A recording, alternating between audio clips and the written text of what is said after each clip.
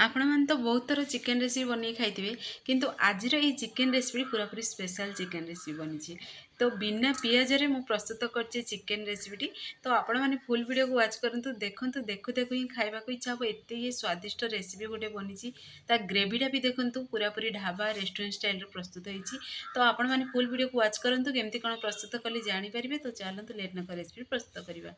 नमस्कार, जय जगन्नाथ पेंजिली कुकिंग को आपण मानक अनेक अनेक स्वागत।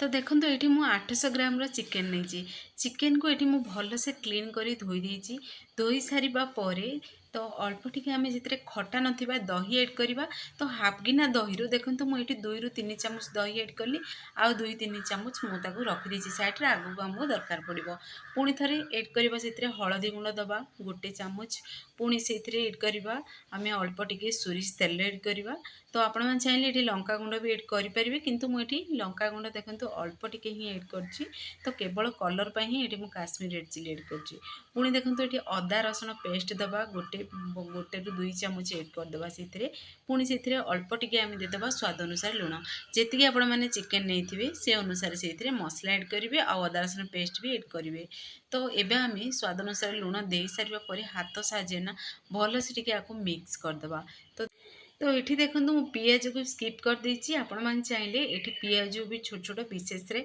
कटिंग करी ऐड करेंगे जेहेतु आज आम बिना पियाज रे प्रस्तुत करवा चिकेन रेसिपी तो एबे आम भल से आपको मिक्स करी पूरा आधा घंटा पर्यंत टिके रेस्ट पे टिके रखीदबा।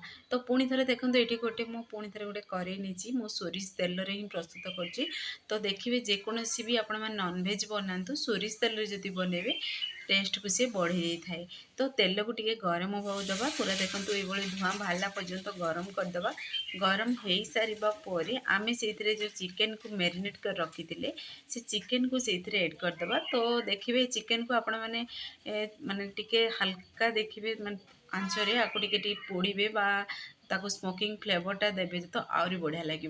तो मुझे जेहेतु छोट छोट पीस रे कटिंग करी आनी देछन्ती मुझे बड़ पीस कटिंग करी आनिया कही किंतु जी चिकेन कटिंग करदेला सी देखो ये मीडियम पीस बा छोट छोट पीस कटिंग कर देछि तो मुझे आपको मुझे स्मोकिंग फ्लेवरटा दे पारिनी बा पोड़ी पारिनी जमी डायरेक्ट स्टाण्ड रखी पोड़ी बनइबे तो चिकेन टिक्का देखिए चिकेन टिक्कार भी स्वाद आसो बहुत बढ़िया गोटे चिकेन रेसिपी बनिकी रेडी हम।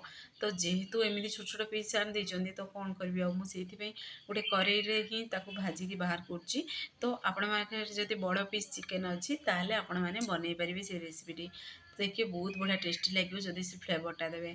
तो पुणी थे आम चिकेन को 2 पट साइड जाक टिके सिझिला पर्यंत आपको आम टिके फ्राए करवा। तो देखो यही प्रोसेस रे पूरा यही समय गैस आंच मीडियम फ्लेम में रखिकी फ्राए करेंगे जमीती कि चिकेन आमर ये पूरापूरी 60% सिझीज। तो देखो परफेक्टली चिकेन टी आमर पूरा सिझी भी गला 60%। तो चिकेन रू देखो हाड़ रू टिके टिके मांस गुड़ाक अलग है माने जानदेवे चिकेनटा पूरा सिझी भी गलानी। तो एबे आम गोटे बाउल को बाहर करदबा सेम प्रोसेस रे सबूतक बाहर करी गोटे आम बाउल रे रखीदबा। पुणी थे आउ जो बाकी चिकेन अच्छे जेहेतु से करी रे तेल अच्छी पुणी थे आम से चिकेन को ऐड करदबा से। तो यही प्रोसेस रे घरे बनातु देखिए समस्ते पसंद करेंगे पूरा बाहर खाइबार ही स्वाद आसो जमीती कि ढाबा रेस्टोरेंट स्टाइल बनईकि आपण मैंने खाईपारे जमी रेस्टोरेंट रे देखिए जो फ्लेवर आसो बिना पियाज भी बहुत बढ़िया गोटे फ्लेवर आसो आ खाया पूरा टेस्टी लगे। तो देखो से बाकी जो आम से चिकेन जो आम मैरिनेट कर रखी दही गुड़ाक बची आप चाहिए ग्रेवी एड करें।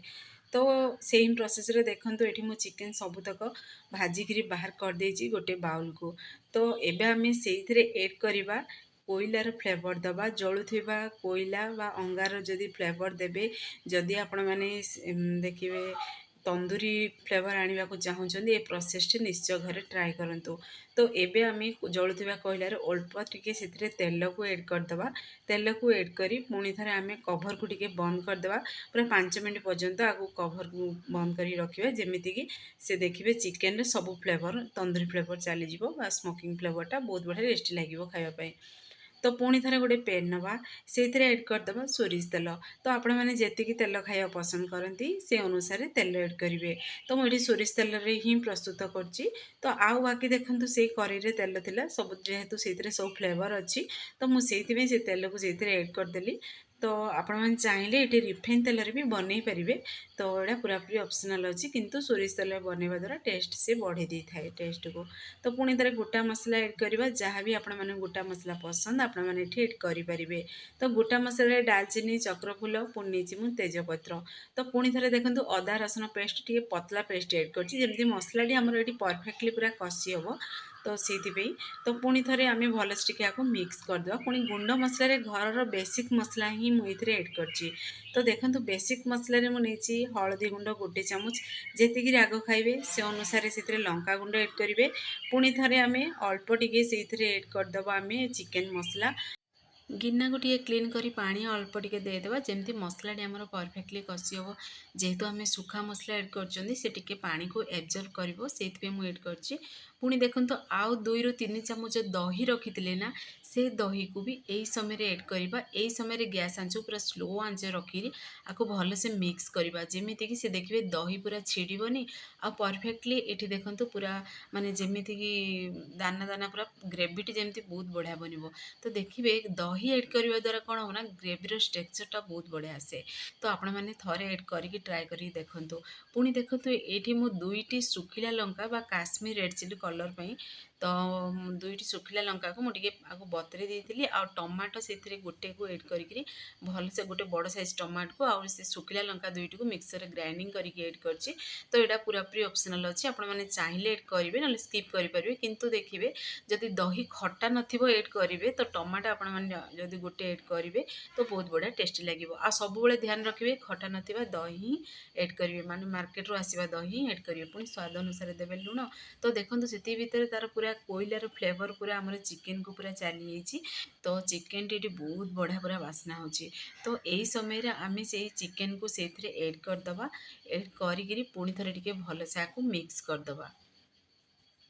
तो यही रेसिपीटी जदि बनाऊँ आपण मैंने निश्चय चिकेन रे कोयला अंगार फ्लेवर दिंतु देखिए बहुत बढ़िया टेस्टी लगे। तो ये पुणी थे टे भलसे आपको मिक्स करी आम कषि हवा दबा चिकेन को। जेहेतु चिकेन तो आगुरी आमर भाजी हो सारी अधिक समय कषा दरकार नहीं किंतु देखिए से जमी मसला लुण को एब्जर्व कर से पर्यंत टे कषा पुणी ता उपर ऐड करवा आम काजू मगजर पेस्ट। तो काजू मगजर पेस्ट देखिए ये बहुत बढ़िया माने स्वाद नहीं आसो बहुत बढ़िया देखिए टेस्टी भी लगे। तो निश्चय से काजू मगज पेस्ट करके ऐड करूँ देखिए स्वाद ही भूली पारे एत ये स्वादिष्ट गोटे चिकेन रेसिपी बनिकी पूरा रेडी हम। जेहेतु आम पियाज ये टोटाल भी ऐड करें बिना पियाजर भी आपण मैंने प्रस्तुत करेंगे ये चिकेन रेसिपीटी। तो पुणी थे टे आपको भलसे मिक्स करदे मिक्स करी आपको टे आम कवर को बंद करी आपको पूरा 5 ରୁ 10 मिनट पर्यंत टे स्लो आंचरे बनवा दबा। जेहेतु ये काजू एडे अच्छी तो देखिए पोड़ार संभावना अच्छी पूरा बहलिया बनीज। तो से टे ध्यान देवे। तो पूरा देखो ये मुझे स्लो आंचरे पूरा 10 मिनट पर्यंत बनवा देती जेहेतु 30% सिझा चिकेन। तो आपण मानू कवर बार कर देखा देखो केते बढ़िया बनिकी पूरा रेडी भी हो सारी। तो पुणी थे भलसे टे मिक्स करवा। तो आपण मैंने जब आउ ग्रेवी रखा चाहूँगी ताहले आपण मैंने ये गरम गरम पानी ऐड करेंगे। ये देखो मुझे टोटाल भी पानी ऐड करनी केवल मसला कषा समय अल्प टे मुझे पानी देती आ बाकी दहीर पानी आ चिकेन पानी रे ही आमर प्रस्तुत हो सारा चिकेन रेसिपीटी। तो एबे आम आपको गैस पेन को ऑफ करदे जेहेतु चिकेन रेसिपी प्रस्तुत हो सारा के टेस्ट को तार बढ़ापी फ्लेवर को बढ़ापी आम टे हाल्का भाजीदे गोटा मसला को कुटुनी साहाଯ୍य कुटिकी पाउडर प्रस्तुत करी आम से ऐड करवा। तो देखिए बहुत बढ़िया गोटे फ्लेवर आसो। तो मुझे गोटे चामच ऐड करी। तो आपण मैंने घरे यही प्रोसेस रे प्रस्तुत करूँ देखिए समस्ते पसंद करेंगे। तो देखो ग्रेवीर स्ट्रक्चर देखिए जापे केते ये स्वादिष्ट रेसिपीटी बनिकी रेडी होती। तो ये गैस पेन को ऑफ करदे। तो फाइनाली देखो आमर चिकेन रेसिपी प्रस्तुत हो सारी। तो ये मो आलू को स्किप कर चाहिए आलू भी ऐड करेंगे। तो देखो कैमेरा सामने देखो केते बढ़िया पूरा चिकेन रेसिपी प्रस्तुत हो सारी। तो देखा जमी सुंदर खाया पूरा टेस्टी भी थिला आ देखिए यार बास्ना पूरा घर महकी उठो एत ये स्वादिष्ट रेसिपी। तो आपण मानू चलते गोटे प्लेट को भी बाहर कर देखी दूची मु। तो देखो आमर फाइनाली चिकेन रेसिपी प्रस्तुत हो सारी।